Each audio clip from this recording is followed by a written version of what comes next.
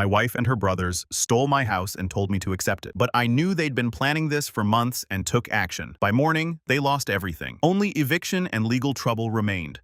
Still can't believe I'm typing this out. But here we go. So I'm sitting here with my soda, still trying to process the complete disaster that was my marriage. I 34. Male was with Val. 32 female for 5 years. We had this sick 5-bedroom house in one of those gated communities with the fancy entrance and all that. You know the type? Pool in the backyard. Granite everything. That neighborhood where people flex their Range Rovers and everything. We bought it about 3 years ago. Me, I'm a sales manager at a car dealership. Not just some random dude pushing Hyundai. I run the whole damn sales team. 25 people under me. Decent money. Val supposedly worked in pharmaceutical sales. Or, at least that's what she claimed. More on that steaming pile of crap later. We met at this charity gala 6 years back. I was there repping my dealership. Boss made me go free drinks though, and she was this absolute smoke show who seemed to know literally everyone in the room. The kind of girl that makes you wonder how the hell she's single and talking to you. We vibed immediately. She was smart, ambitious, and for whatever reason seemed genuinely into me. We dated for a year, then tied the knot. In this picture-perfect beach ceremony, her parents mostly paid for. But of course, every relationship comes with its own baggage. And for me, that came in the form of her 2 brothers. Troy, 38, and Lou, 36. These dudes always thought they were hotshots because they're ex-Navy SEALs. Big roiled-up jerks who never missed a chance to make me feel like I wasn't good enough for their precious sister. Always with the just a car salesman comments or making sure to challenge me to arm wrestling at family gatherings. Real tough guy. Crap while making 6 figures at these private security firms. Troy is the bigger one, about 6'3" in 240 pounds of pure muscle and attitude. The kind of guy who makes sure everyone knows he could snap you in half, but is choosing not to. Lou a bit smaller but somehow even more of a jerk. The type who'd tell Val crap like you could do better when he thought I couldn't hear. They both drive these obnoxious vehicles. Troy has this lifted F-350 with truck nuts, and Lou rolls around on a custom Ducati that probably cost more than some people's houses. Anyways, I tried to not give them that much attention. They didn't affect my life. And the first couple years with Val were amazing. We traveled to Thailand, built our careers, bought our dream house. The whole perfect couple, Instagram vibe. But about 8 months ago, things started getting sus. Val began working late a lot. Her phone was suddenly always face down or in her pocket. She'd jump like she'd seen a ghost whenever I walked in while she was texting. I mean, come on, red flags so obvious they might as well have been slapping me in the face. When I'd ask about her day, her stories never quite lined up. Nothing major but enough weird crap that my gut was screaming at me. Like she'd mentioned some lunch meeting at Russo's, but then the credit card would show a charge at someplace clear across town. Or she'd say she was with her colleague Jen. But then Jen would post pics from some conference in Denver that same day.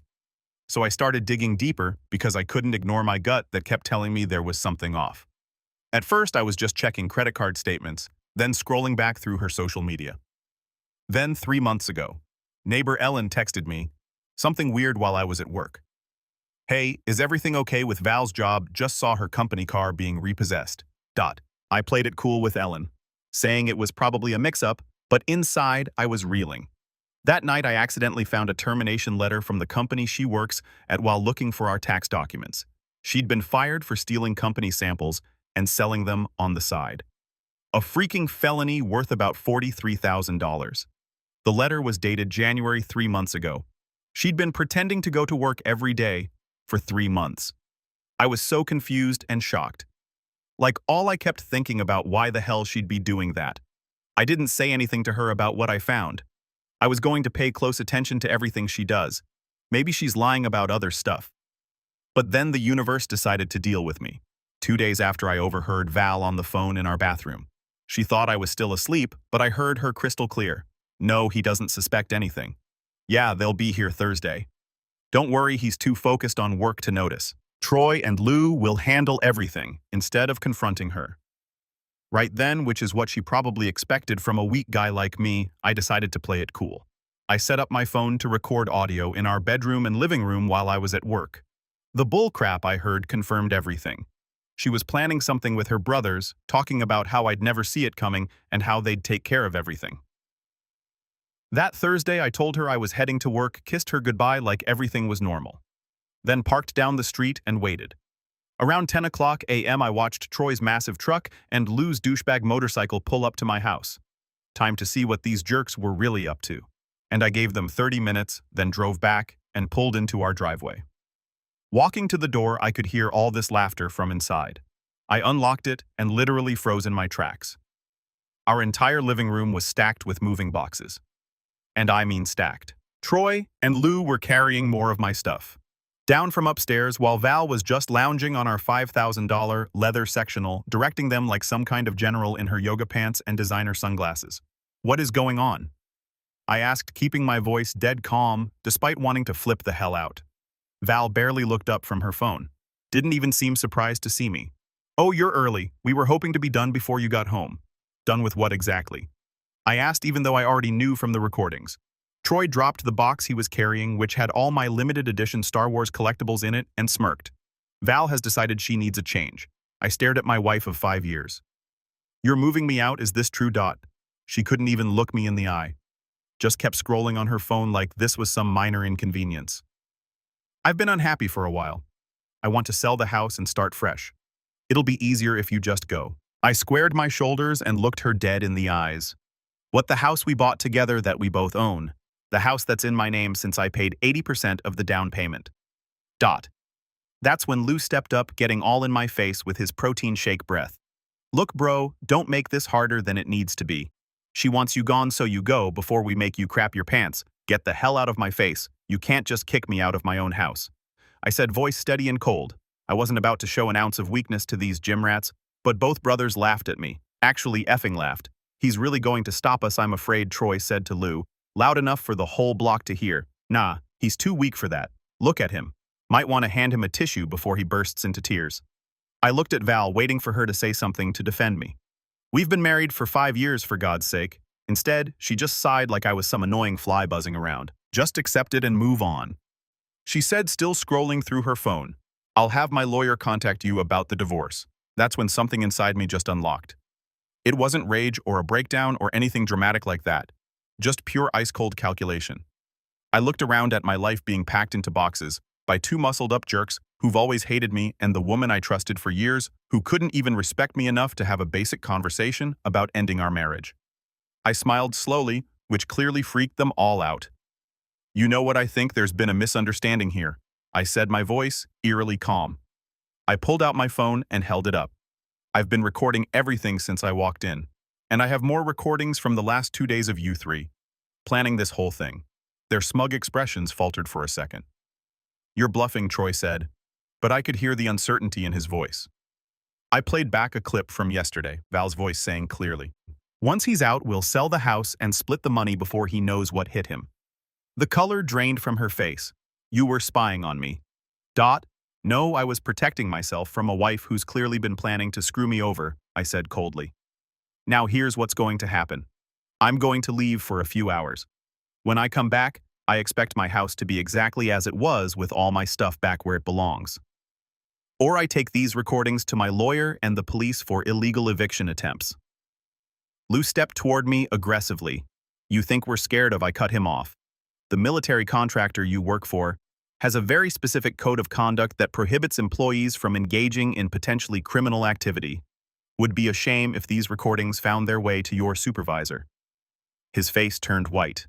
Delta paid him 6 figures and losing that job would wreck him. I turned to Troy. And you're up for that promotion at Shield Solutions. Next month, aren't you the one you told everyone about at Christmas dinner? Wonder what they'd think about this. I looked at Val last. Oh, and darling, I know you lost your pharma job 3 months ago. The company car was repossessed last week.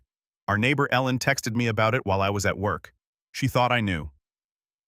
So, what exactly have you been doing during those sales conferences? Her mouth fell open. How did you be back in 3 hours? I said, cutting her off. And we'll talk about how this divorce is actually going to go down. I walked upstairs, grabbed my laptop. Some important documents and a change of clothes, along with the backup drive that had all my financial records. I already had copy stored securely elsewhere. I wasn't stupid. While gathering my things, I noticed Val's iPad was still on the nightstand. Something made me pick it up. Maybe the universe was finally giving me a break. She'd always used the same password for everything. Our anniversary date, not the most creative. When it unlocked, notifications from some messaging app I'd never seen before popped up. I opened it to find hundreds of messages between her and someone named Jake. The texts were disgusting, talking about their hotel meetups during her work conferences, planning their future together.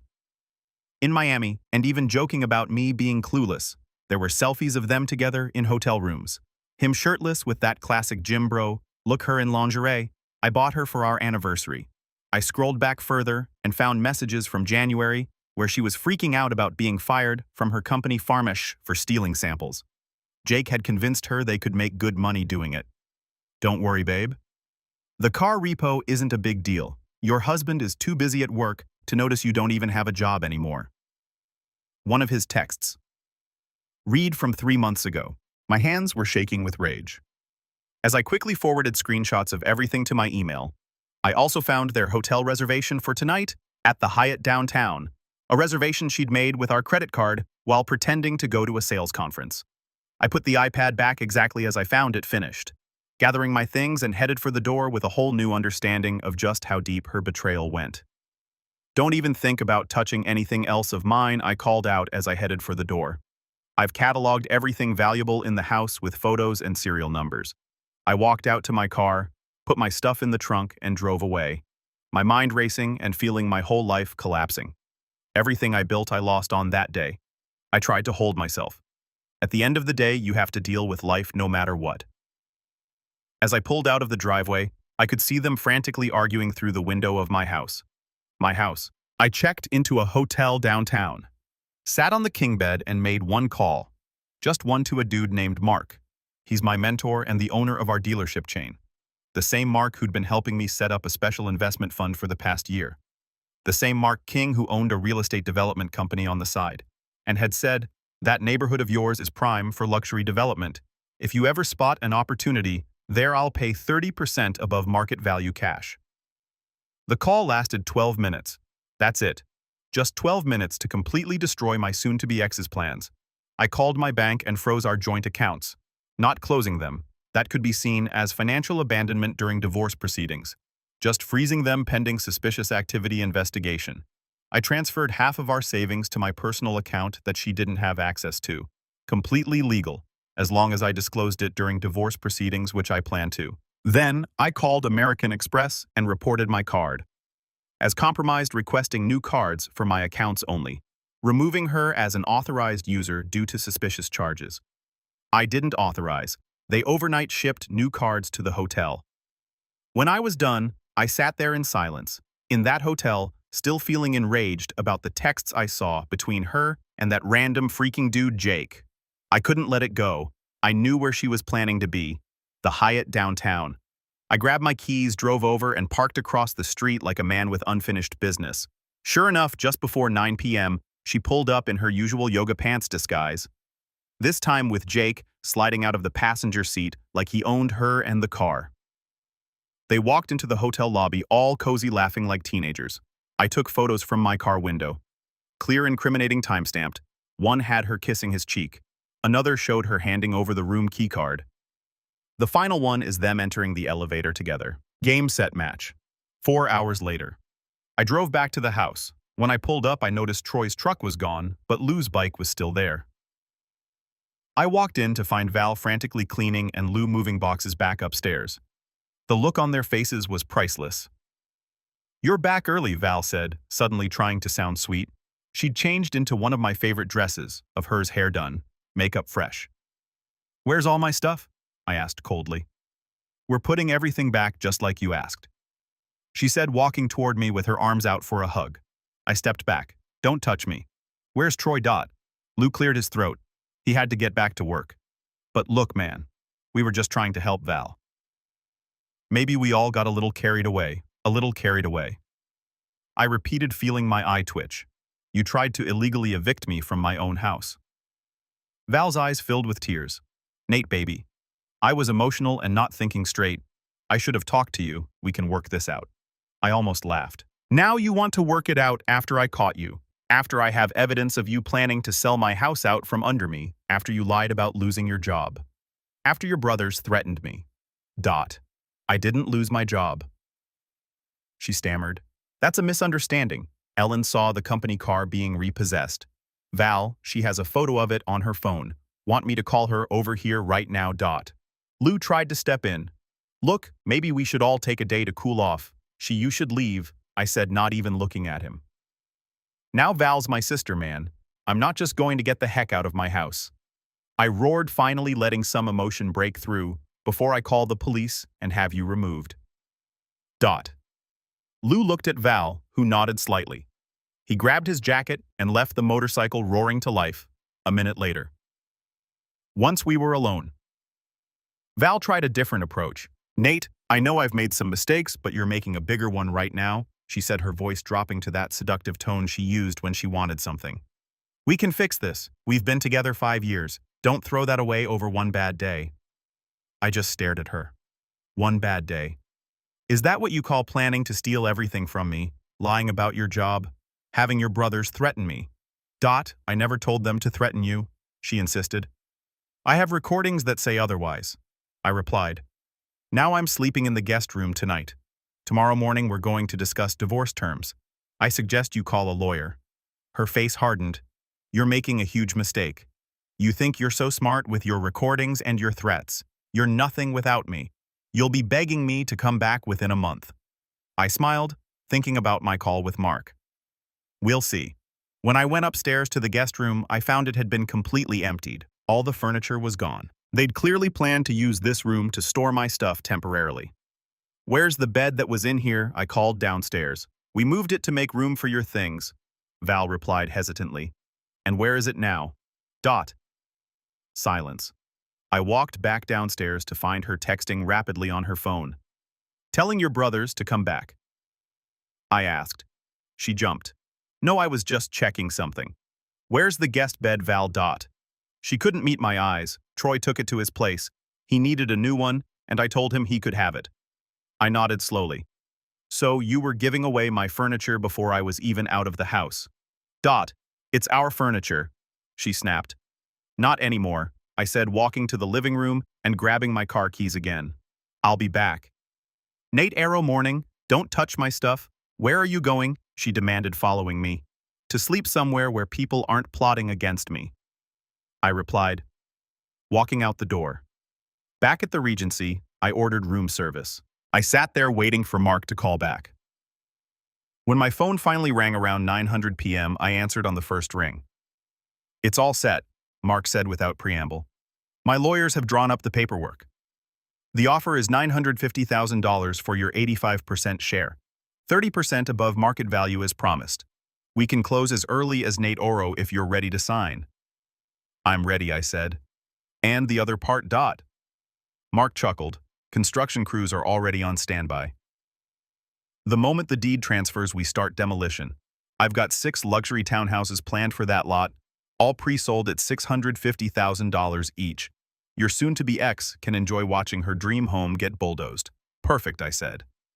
Send the paperwork over tonight. I'll sign everything. First thing in the morning, Mark said before hanging up. I always knew you had steel in you. Nate, just never knew how much until now. I slept better that night than I had in months. The next morning I drove to work as usual. I didn't tell Val where I was going, just left while she was still sleeping. At the office, I signed all the paperwork Mark's lawyers had sent over, officially selling my 85% share of the house to Mark's development company. Around 10 o'clock, I looked out my office window on the 15th floor and saw them all standing in the parking lot. Val, Troy, Lou. All 3 looking up at the building. They looked different. Not smug anymore, more like absolutely terrified. My phone was blowing up. Val had called like 60 times since last night. The text preview said, "Please talk to us. You can't do this. I'm begging you." You know, but I can. And I did. I let them wait in the parking lot for about 2 hours before I went down. Val was pacing back and forth, makeup smeared from crying.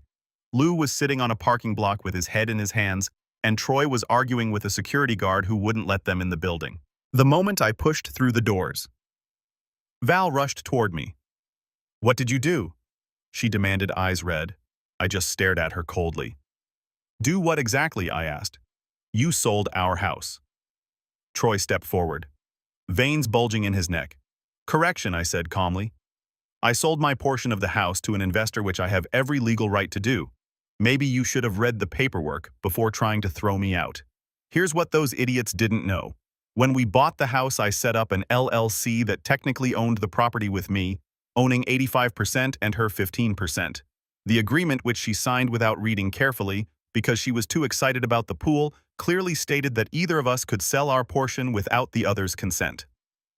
So when Mark called me back last night with his offer, I accepted immediately. He bought my 85% share at 30% above market value. $950,000 cash, no inspection needed. The paperwork was processed digitally by midnight. You can't just sell the house from under me. Val was screaming now, mascara running down her face. I didn't sell the house, I said, unmoved by her tears. I sold my share to an investor. You still own your measly 15%. But Mark now controls the majority share, which means I decide what happens next, said Mark, walking up to join us. He's 6'4" and former college football player in his 50s, but still imposing as hell. And what I've decided is that the property will be completely demolished starting next week. We're putting in a 6-unit luxury townhouse development. Construction crews arrive Monday. Anyone still living there needs to vacate by Sunday. Val's face went from angry to horrified in seconds. Demolished, you can't be serious. That's our home. It's real estate. Mark corrected her. And now it's my real estate. I've been looking to develop in that neighborhood for years. Troy stepped forward, trying to use his size to intimidate Mark. This is crap, you can't just. Mark cut him off. Actually, I can. The LLC agreement your sister signed gives the majority shareholder full authority over property decisions. I own 85% now. But I'm a reasonable man. I'm offering a $5,000 relocation stipend if the house is empty by Sunday. After that, I start deducting damages and delay costs from her 15% share. Troy turned to me, his face red with anger. You pathetic coward. You planned this, didn't you? No, I said firmly. You three planned this. I just changed the ending. Lou tried to grab my arm. We need to talk about this like men. I yanked my arm away. Don't touch me ever, and we're done talking. Val tried a different approach, her voice suddenly soft and pleading. Nate, please, we can talk about this. I made a mistake. Where am I supposed to go? All my things are there. I laughed. Actually laughed in her face. Well, you got brothers with trucks who are great at moving boxes, I replied. I'm sure they'll help you figure it out. Maybe they can move you into their places since they were so eager to move me out of mine. Troy tried to step up. Listen here, you piece of. I cut him off. No, you listen. Touch me and you're going to jail for assault. This is all being recorded, and there are witnesses. Try me. He backed down immediately. These tough guys always do when they realize they can't use their muscles to solve the problem. I turned and walked back inside. Through the glass, I watched them argue with Mark for a while before security finally escorted them off the property. The cherry on the top. Mark's security guy was even bigger than Troy, and the look on that jerk's face when he had to back down was priceless. Back in my office, I leaned back in my chair and breathed deeply. Phase 1 complete. Time for Phase 2. I pulled out the folder I'd been compiling for the past 3 months. All my evidence neatly organized. Photos of Val and Jake entering hotels, screenshots of their text messages I'd recovered from our shared cloud account, bank statements showing the $2,000 weekly withdrawals, copies of the termination letter from Farmish, detailing her theft of $43,000 in pharmaceutical samples. I'd even called Farmish posing as a potential employer, doing a reference check which led to a very illuminating conversation with their HR director about why exactly Val had been let go. Turns out they were still building a criminal case against her. Looking through it all again made my blood boil. The sheer scale of her betrayal was almost impressive. Losing her job for stealing, lying about it for months, cheating with Jim Bro Jake, spending our money on God knows what, and now trying to kick me out of my own house. I called my lawyer and asked her to come to my office. Bring the divorce paperwork, I said. And we might need a criminal attorney on standby too. That night I moved to an even nicer suite. At the Regency, froze our joint accounts canceled. Any credit cards. She was an authorized user on and met with the ruthless divorce attorney. I'd already consulted a woman who specializes in cases involving infidelity and financial fraud. Oh, and Mark, he's already got demolition crews lined up to level the entire house. Plans to turn our 5-bedroom family home into 6 luxury townhomes selling for $650,000 each.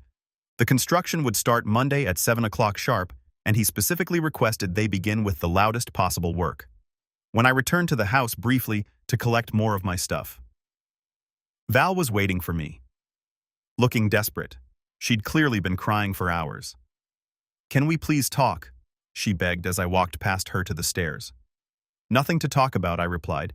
"You need to be out by Sunday. Where am I supposed to go?" She cried. "My parents live in Florida. Not my problem." I said, gathering my clothes and electronics. "Maybe ask your boyfriend Jake if you can move in with him." Her face went pale. "What are you talking about, I pulled out my phone, scrolled to the photo I'd taken at the Hyatt, and turned it to face her. It showed her and Jake entering the hotel, his hand all over her, laughing up at him, pharmaceutical sales conference. I asked coldly. She started sobbing. "It's not what it looks like. It's exactly what it looks like," I replied. "You've been unemployed for months, lying to me daily, cheating on me with some gym rat, and planning to steal my house. Did I miss anything?" A truck collapsed onto the couch, face in her hands. "I was going to tell you about the job," she mumbled. I was embarrassed. "Save it for your lawyer," I said, zipping up my bag. "Oh, and speaking of lawyers, you might want to get a criminal attorney too. Farmish knows about the stolen samples." Her head snapped up. "How did I know everything, Val? And it's all documented, every last detail." Tom. Wait. But I was already gone. It's been 2 weeks since I left Val, crying in what used to be our living room. And holy moly, has it been satisfying. True to his word, Mark had demolition crews show up Monday morning at 7 o'clock sharp with jackhammers, bulldozers, and wrecking equipment. According to my neighbor who's been sending me videos. Val was still moving her stuff out when they arrived. She begged for more time, but Mark was there personally and simply said, "You've had ample warning, work begins now." The crews waited until exactly 8 o'clock, then started work, regardless. Beginning with the pool demolition, while she frantically packed her designer clothes and shoes. The foreman accidentally cut the water main, leaving her with no running water. Oops. By Tuesday afternoon, the place was completely unlivable. Half the roof was gone, no working utilities, noise and dust everywhere. Val finally left, apparently moving in with her parents since both Troy and Lou mysteriously couldn't accommodate her. So much for family loyalty when it actually requires sacrifice. Remember when I mentioned freezing the joint accounts and canceling her credit cards? Well, Val tried to use her Amex Black Card to book a suite at the Ritz-Carlton and got declined in front of everyone at the front desk. That's when she discovered all the financial changes I'd made. The next day, Troy and Lou showed up at my CrossFit gym. They tried to corner me by the weight rack. But I was ready. I'd warned the owner the day before that they might show up, and he had 3 trainers, all former MMA fighters, keeping an eye out the moment they started getting aggressive. The trainers moved in, and the gym's security cameras were recording everything. "Let me make something crystal clear," I said loudly enough for everyone to hear. "Your sister committed fraud and theft during our marriage. She was fired from her job for stealing drugs, which is a felony. She cheated on me for months. Then she and you two attempted to illegally evict me from my own house. You threatened me and tried to intimidate me. I have all of this documented. The police have been notified. What I did in response was completely legal and justified." When Troy tried to grab my shirt, one of the trainers immediately stepped between us. "Touch him and you're going to jail." The trainer said, "We've got cameras everywhere and witnesses." Lou, trying to salvage their rep, muttered something about handling this another way. I just laughed. "Go ahead. Try something else. Your sister's already staring down. Possible criminal charges. Want to keep her company. And I'm sure your employer would be thrilled to hear how you're out here threatening people and trying to pull off illegal evictions. They weren't used to being challenged, especially not by someone they'd always dismissed as a tech nerd." Their faces showed pure shock at this version of me. The one who wasn't intimidated, who pushed back harder than they came at me. "This isn't over," Troy said as they finally backed away. "Actually, it is. I called after them. It was over the moment you underestimated me. Now get the F out before I call the cops." After they left, several gym members came over to high-five me. One guy, a corporate lawyer, handed me his card. "If you need additional legal counsel, call me." That was badass. My lawyer tells me the divorce will be heavily in my favor, given the evidence we have. Val's lawyer quit after seeing the mountain of evidence we presented. Turns out her lawyer was actually just her cousin who had gone to law school but failed the bar exam twice. She's now struggling to find anyone willing to represent her, given the financial fraud and potential criminal charges. As for me, I found a stunning penthouse apartment in the most secure building in the city. I'm hitting the gym 6 days a week and focusing on rebuilding. I've never felt more clear-headed or determined. The most unexpected development has been at work.